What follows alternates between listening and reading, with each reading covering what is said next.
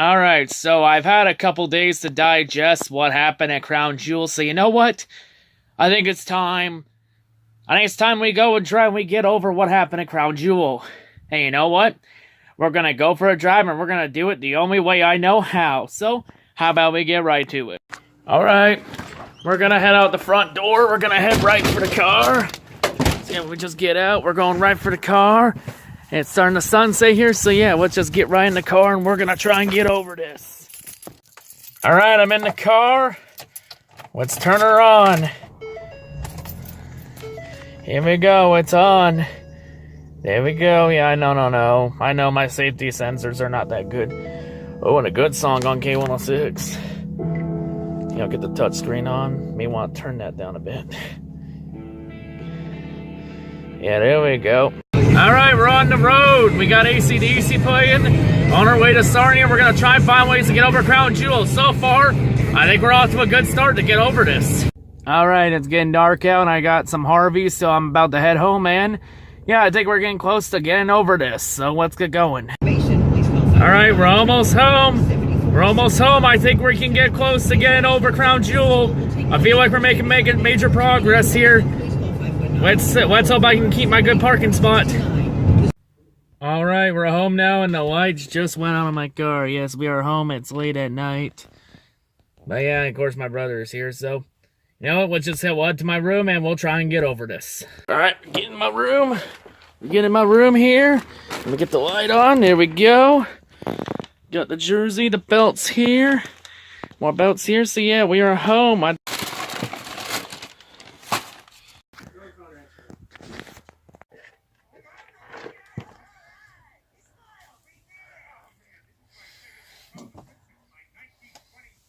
Got Family Guy on. Hopefully this helps.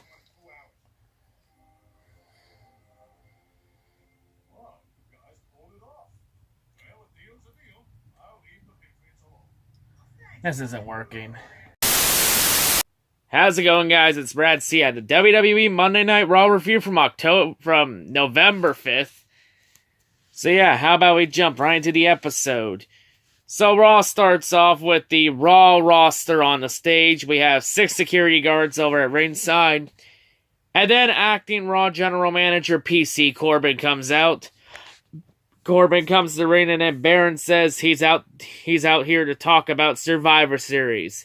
Brand versus brand. So Baron, of course, announces that at Survivor Series, new Universal Champion Brock Lesnar will face WWE Champion AJ Styles.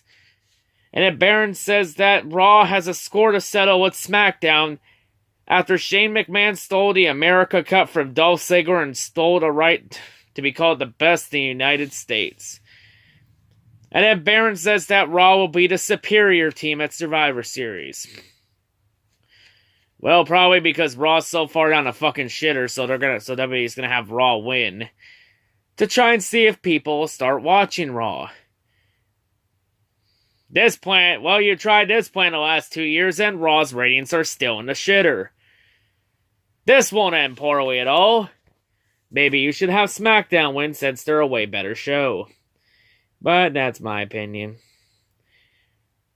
So then Baron goes on for the Raw team, and Baron announces himself as the captain of Team Raw. But Baron says he will not compete. So Baron says he's going to pick 5 guys for his teams. So then Baron says the first 2 members of the team will be Dolph Ziggler and Drew McIntyre. And then Baron announces that Braun Strowman will also be part of Team Raw for Survivor Series in the men's 5-on-5 tag team elimination match.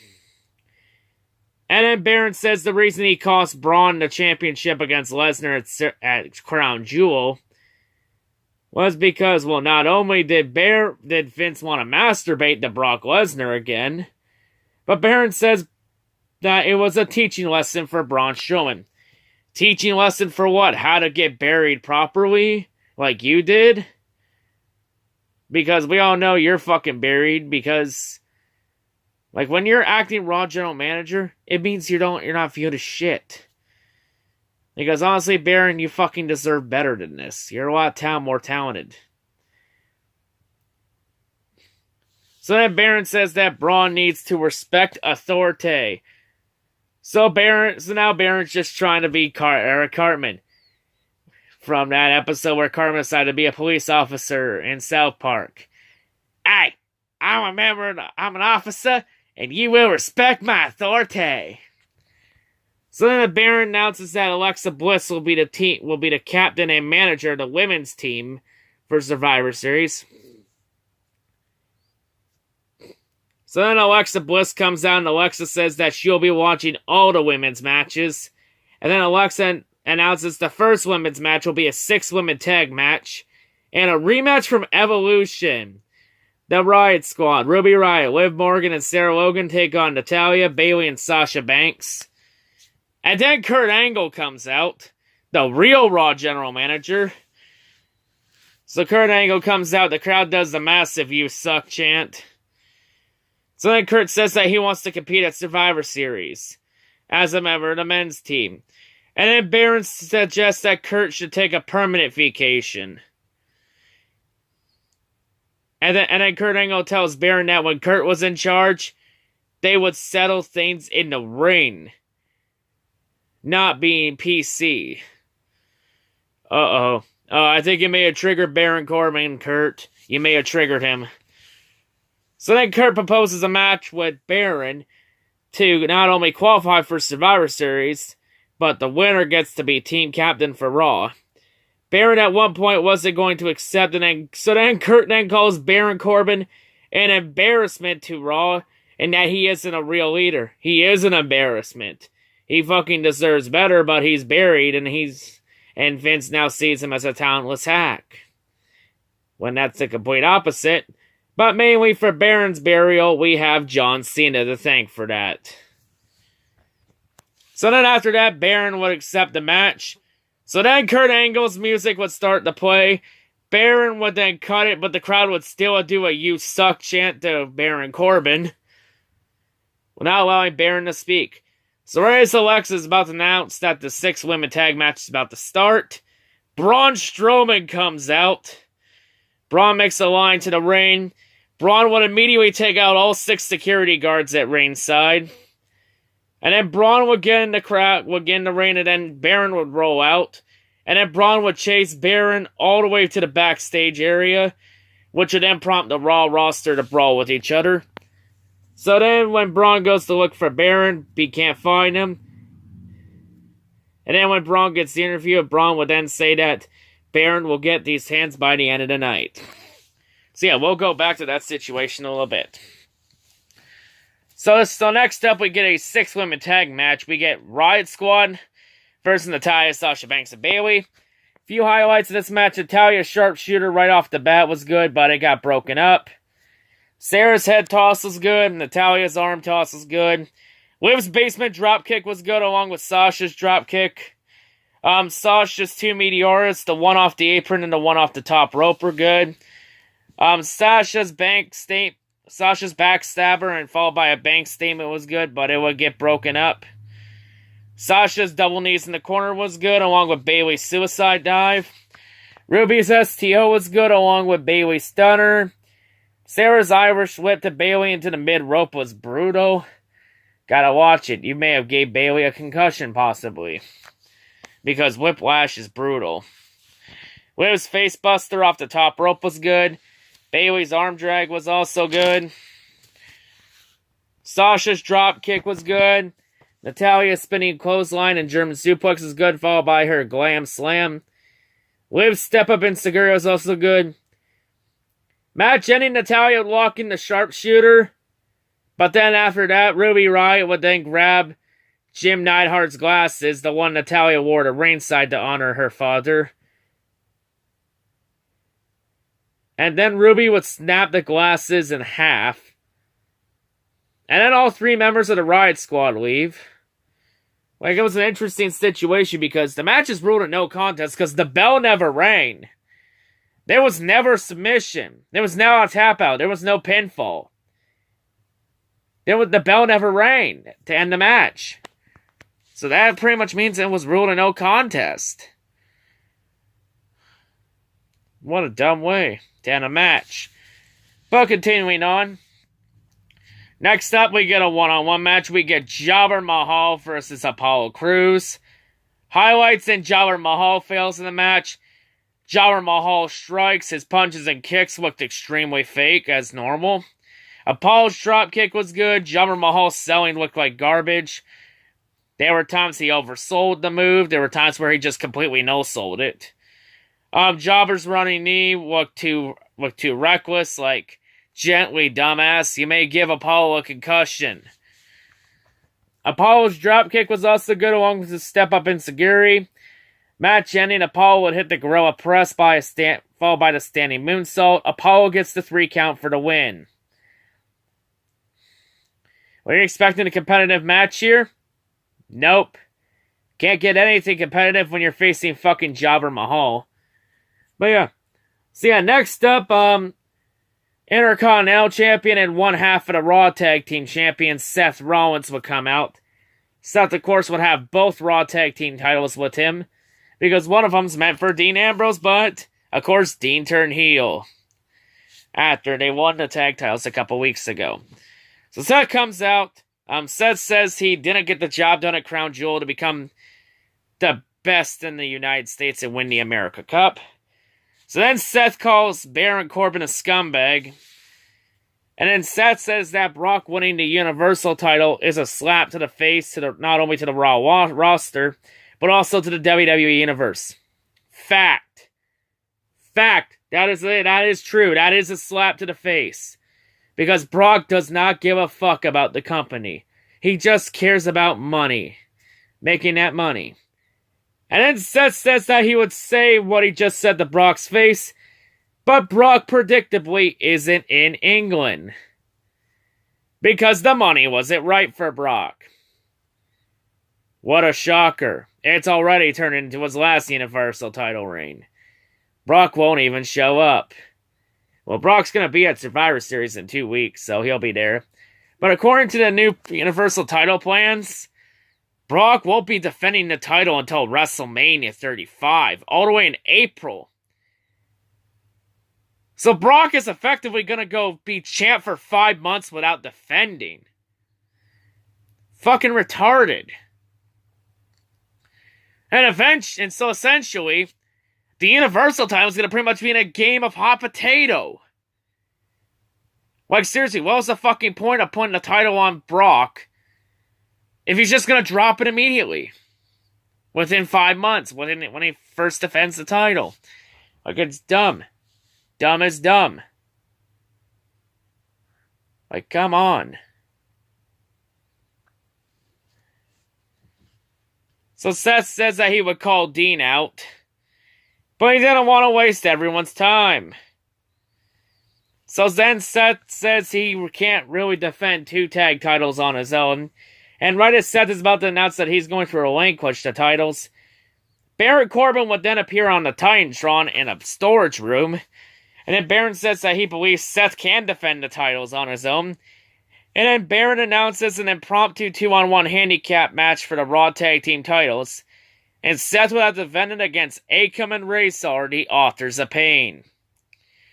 So to the 2-on-1 handicap title match, highlights of the match. Razor's double clothesline was good. AOP's double team side slam stomp was good.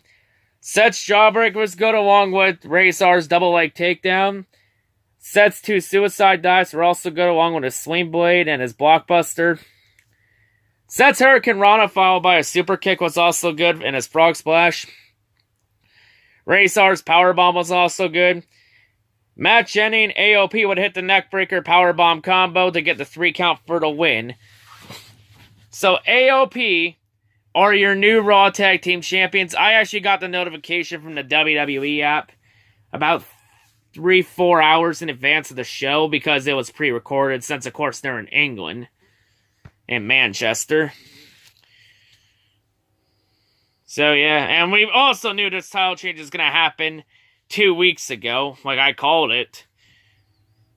After Dean turned heel on Seth. Because when that happened, we all knew immediately Seth was going to drop. They were going to drop the tag titles. To help the feud. Like, you know, I already ranted on long enough about the whole Dean Ambrose heel thing. They could have set that up differently. That was a dumb way to set it up. They could have. There was a lot of different ways they could have set that up, and it would be no harm, no foul. But yeah, so then after the match, Dean Ambrose would then come out through the crowd. Dean would get in the ring. Dean would then hit a Dirty Deeds on Seth Rollins for post-match assault. And then Dean Ambrose leaves. So then we go backstage in the storage room area. So Baron is getting interviewed by Charlie Caruso. And then Charlie Caruso would then accidentally reveal Baron's location. And then Baron gets pissed at Charlie for revealing his location. And then Braun busts his way through the door into the storage room. So then Baron runs away, and then Braun then attacks the security guards that are trying to fend him off. Fails massively, so Braun's chase continues. We'll get back to that in a little bit. So continuing on. So then Dolph Ziggler comes out. And then Dolph says that Shane isn't the best in the United States. And that Dolph says he is. And then Dolph says he outperforms everyone on the Raw roster each and every night and works harder than everyone. And then Elias comes out to the ring. So then Elias comes out with his guitar on the stage. Elias then tries to do a Seven Nations Army guitar solo. And then the crowd starts doing the Walk with Elias chant, which would be the OOO chant. Part of the Seven Nations Army song. And then Elias would applaud the England crowd for their energy. I'll say it here, I think the England fans are the craziest sports fans in the world. Like, they're absolute nuts and loud. Like, it's crazy hearing them. I think the only shocking thing about the England crowd tonight, spoiler alert, they didn't do that dumbass Hey Bailey song.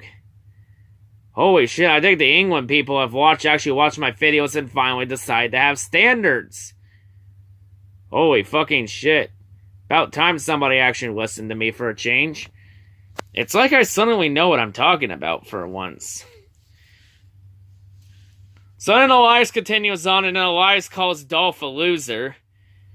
Oh yeah, I also forgot, Elias is a huge Judah Tribe fan. I think Elias is watching a lot of the Judah Tribe's Detroit Lions videos, where Judah keeps calling Detroit losers. So then Elias says he has a song for Dolph Ziggler. And Elias says so then Elias does the song.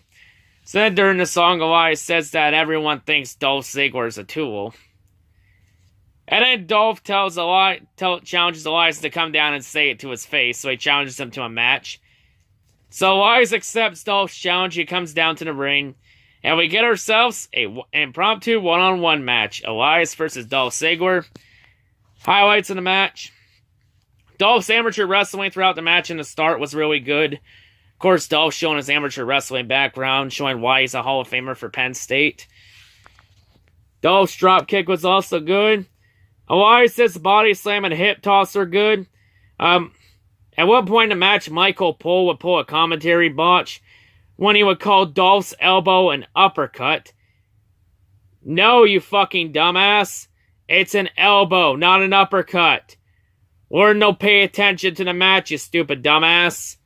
Like, seriously, how the hell does Michael Cole still have a job? He should just get fired. Get somebody that can actually pay attention to call the match better in there. For fuck's sakes. Dolph's neckbreaker was good. Elias' mule kick was good.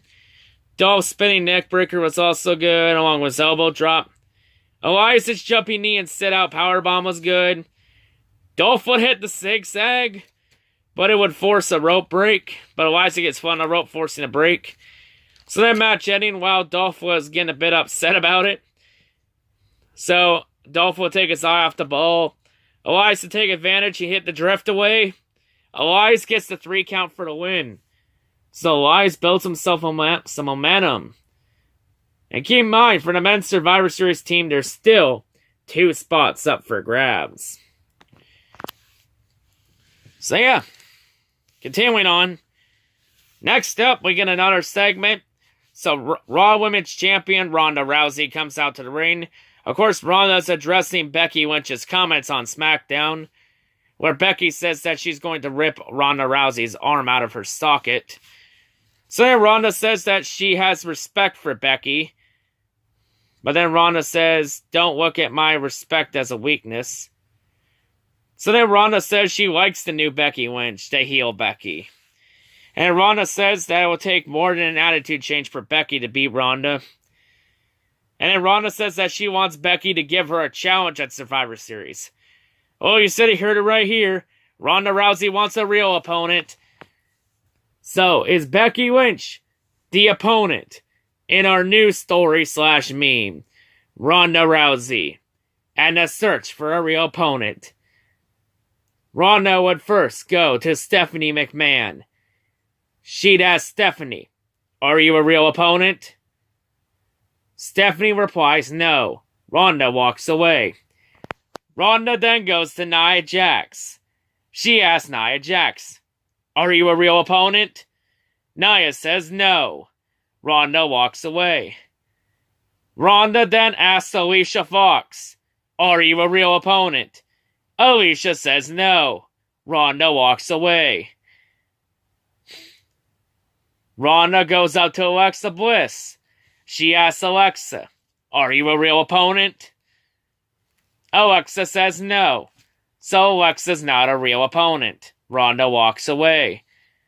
Ronda then goes up to both Bella Twins.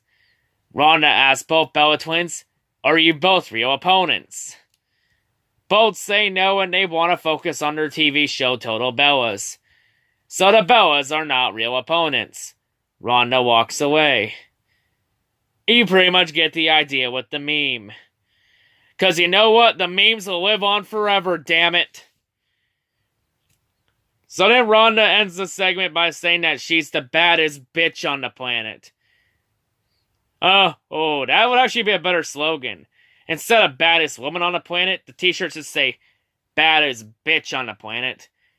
But that will probably not happen because, that's not PC or PG. Because WWE likes to keep it PG. So then, after that, Nia Jax would come out to the ring. So then Nia says that Ronda is fighting for the Raw roster. And that Nia says that Ronda won't let the Raw roster down at Survivor Series. And then Nia says that when Ronda is done with Becky after Survivor Series, Nia will be waiting for her. So, will Nia Jax become a real opponent? So Ronda goes back to Nia Jax and asks, are you a real opponent now? We will have to wait and see. Because that would set up our next matchup, which will be a one-on-one women's match, a rematch from last week. Nia Jax versus Ember Moon. Highlights of the match. Ember's missile dropkick was good. Nia slammed the counter across body was good. Nia's two Beal throws were good along with her shoulder tackle. Nia's springboard crossbody was good along with her spinning forearm, followed by her step-up enziguri. Ember's moveset was pretty much isolated because it's hard to do anything when you're facing someone that has 150 pounds on. Almost, probably well over 100 pounds on you. Match ending, Nia would hit the Samoan drop. Nia Jax gets the 3 count for the win. So then after the match, Tamina Snuka's music hits. Tamina comes out. Tamina and Nia have an intense stare-off. Then Tamina would grab Ember Moon and hit the Samoan drop on her for post-match assault. Then Tamina would lock in the Boston Crab on Ember. And then Nia would throw 3 elbow drops on Ember, while Tamina had the crab locked in. So we have a heel turn. We have a heel turn again. Another heel turn. And then the segment ends with Tamina and Nia hugging it out and celebrating. Okay. So then we go backstage. Baron's getting ready to go in his car. Charlie Caruso will catch up to him. And of course, Baron Corbin's saying that he has an emergency appointment and that he needs to leave. But he does say that Drew McIntyre will take Baron's place. in the match against Kurt Angle, with the same stipulation up there. So then right after the interview, Braun Strowman would find Baron Corbin. Baron would immediately get in the car, and the car would drive away while Braun is chasing it. Can't run from Braun forever. I guess, Baron, you're gonna have to try harder if you want Braun to respect your authority. So continuing on, next up we get a one-on-one match, a rematch from last week. Finn Balor versus Bobby Lashley again. Before the match, Lio Rush would be on the microphone trying to hype up Bobby Lashley. He would have Bobby Lashley bend over and moon the crowd 3 times. But Lio Rush would say, it's just Bobby Lashley showing off a perfectly made gluteus maximus, aka a perfectly made ass. Well, you know, somebody doesn't skip leg days. Never skip leg days, folks. So then Lio has Bobby Lashley bend over again, and then Lio says it's to show off Bobby's well-made hamstrings. Yes, Bobby Lashley definitely doesn't skip leg days. Never skip leg days, folks. So then to the match itself. So highlights of the match. Bobby's Fisherman was good. Finn's missile dropkick was also good. Bobby's slam followed by a spinning neckbreaker was also good. Finn's sunset flip followed by a sleepway was good. Bobby's vertical suplex is good, followed by a step up enziguri. Finn's dropkick to Lio was also good. Match ending though, Bobby would take advantage of distracted Finn. He'd do a double leg takedown into the barricade, throw Finn back in the ring. Bobby would then hit the spinning body slam on Finn. Bobby gets the 3 count for the win. But celebration was short-lived because after the match, Drew McIntyre's music would hit. Drew would come out to the ring. Drew and Bobby would have an intense stare-off. Drew would dare Bobby to make a move. But Lio Rush would back Bobby away and they'd leave the ring. Drew would then help Finn Balor to his feet. And then Drew would go and hit the Claymore kick on Finn Balor for post-match assault. Jesus Christ, second half of the show had so much goddamn post-match assault. So that, of course, sets up to our main event. We have Kurt Angle versus Drew McIntyre. And if Kurt wins, he becomes the captain for Team Raw at Survivor Series. Before the match, though, right as Kurt Angle got in the ring, Kurt would then go after and attack Drew McIntyre for pre-match assault. Well, I think Drew was going to attack Kurt anyway, so Kurt just saved Drew the trouble. But the match would get underway. Highlights of the match. Drew's headbutt was really good. Kurt really sold it well. Drew's neckbreaker was good. Kurt's angle slam was good right off the bat. But he wasn't able to get the cover since Drew rolled out of the ring. Drew's second neckbreaker was good, followed by his suplex. Drew's belly-to-belly was also good, followed by his head toss. Kurt's jawbreaker, followed by his 3 German suplexes were good. Drew's Claymore was good, but Drew would not go for the pin immediately. So, Drew's sort of not spamming the kickouts. Trying not to make it a John Cena match. Okay. So then Kurt locks in the ankle lock on Drew after Drew does some trash talking saying that Kurt is nothing to him. Once again, Drew, you should learn. Monologuing is a villain's greatest weakness. So yeah, Kurt hits the ankle lock, but Drew was able to roll out of it and get out of there. And then Drew would hit an angle slam. So Drew hits Kurt Angle with his own finisher. And then Drew would then lock in the ankle lock, and he locked it in better than Kurt did. So now Drew's doing 2 finishers on Kurt. And then Kurt Angle taps out to his own move. And Drew McIntyre gets a submission win. But Kurt Angle tapped out to his own move. When can you ever say that? So Drew wins and that means Baron Corbin is still the captain for Team Raw. And there's still 2 spots up for grabs. We'll probably find out what those are next week, because next week is the Go Home Raw before Survivor Series. Yes, no rest for the wicked. We had Evolution. 1 week later, Crown Jewel. 2 weeks later, Survivor Series. Jesus Christ. We got too many pay-per-views. Like, WWE does not need 12 to 15 pay-per-views a year. Especially in a day and age where it is hard to keep up with all the wrestling going on. There's too much wrestling going on to keep up. Like, it's hard for me to keep up with other companies. I'll be real on that, which is why I don't do much indies. Like, the only time I really do show indie wrestling is the vlogs. That's it. Because it's really hard because, I got a job where I work 6 days a week, 50 hours a week, close to 50 hours a week. And, I got other interests. I got, like, football videos I do. NASCAR videos I do. Like, I think the only way you can keep up with all the wrestling going on is if you got no life and you're a loser. That's the only way I really see it. And if you can, like, have a job and other interests and still keep up with all the wrestling going on, more power to you. Because it's hard for me to even keep up with, like, Ring of Honor or TN or Impact or New Japan or Destiny and whatnot. Like, it's hard. So, of course, next week on Raw, we'll have Stephanie McMahon on the show. Of course, she's going to make some more announcements for Survivor Series. And, of course, Alexa Bliss will announce her Survivor Series team for the 5-on-5 Women's Elimination Tag Match. And also, Universal Champion Brock Lesnar is actually going to show up. Let's be real, Brock's only there just to get a paycheck. That's it. Brock could give a damn. But yeah, that's how we end Raw. So yeah, overall, Raw, pretty meh. The main event was actually good, but the show was pretty meh. I would originally say 3 out of 10, but the main event will bump it up to a 4 out of 10.